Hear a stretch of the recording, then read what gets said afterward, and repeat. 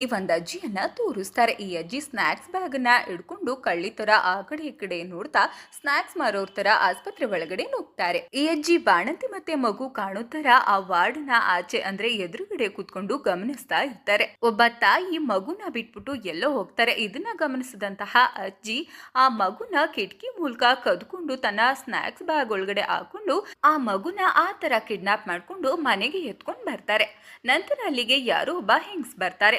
ಆ ಮಗುಗೆ ಹಾಲನ್ನ ಕುಡಿಸಿ ತೊಟ್ಲಲ್ಲಿ ಹಾಕಿ ಮಲಗಿಸ್ಬಿಟ್ಟು ಆ ಅಜ್ಜಿಯಿಂದ ದುಡ್ಡನ್ನ ತಗೊಂಡು ಅಲ್ಲಿಂದ ಹೋಗ್ತಾರೆ. ಈ ಕಡೆ ದಿವ್ಯಾ ಒಂದು ಗಂಡು ಮಗುವಿಗೆ ಜನ್ಮವನ್ನ ನೀಡ್ತಾಳೆ. ಅಲ್ಲಿ ಆ ಕಳ್ಳಜ್ಜಿ ಕೂಡ ಇರ್ತಾಳೆ. ಹಾಸ್ಪಿಟಲ್ ಇಂದ ಹೊರಗಡೆ ಹೋಗ್ಬೇಕಾದ್ರೆ ಸೆಕ್ಯೂರಿಟಿ ಆ ಅಜ್ಜಿ ಬ್ಯಾಗ್ ಅನ್ನ ಚೆಕ್ ಮಾಡ್ತಾರೆ. ಆದ್ರೆ ಆ ಅಜ್ಜಿ ಬ್ಯಾಗ್ ಅಲ್ಲಿ ಸ್ನಾಕ್ಸ್ ಮಾತ್ರ ಇರುತ್ತೆ. ಅಜ್ಜಿ ಅಲ್ಲಿಂದ ಹೊರಡ್ತಾರೆ. ಆಗಷ್ಟೇ ಹುಟ್ಟಿರೋ ಮಗುನ ಡಾಕ್ಟರ್ ದಿವ್ಯನ್ಗೆ ತೋರಿಸಿರ್ತಾರೆ. ದಿವ್ಯಾ ಮಗುನ ನೋಡಿರ್ತಾಳೆ.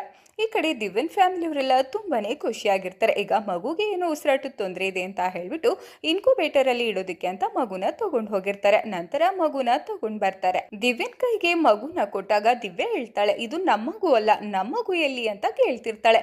ಆಗ ಎಲ್ಲರಿಗೂ ಕೂಡ ಶಾಕ್ ಆಗುತ್ತೆ. ಆನಂದ್ ಇದು ನಮ್ದೇ ಮಗು ಅಲ್ವಾ ಅಂತ ಹೇಳ್ತಾರೆ. ಇಲ್ಲ, ನನ್ ಮಗು ನನಗ್ ಗೊತ್ತಿರೋದಿಲ್ವಾ, ಇದು ನಮ್ದಲ್ಲ ಮಗು ಅಂತ ಅವಳು ಹೇಳ್ತಾ ಇರ್ತಾಳೆ. ಈ ಮೂವಿಯ ಫುಲ್ ಸ್ಟೋರಿ ಕೇಳಲು ನಮ್ಮ ಯೂಟ್ಯೂಬ್ ಚಾನಲ್ ಅನ್ನು ವಿಸಿಟ್ ಮಾಡಿ.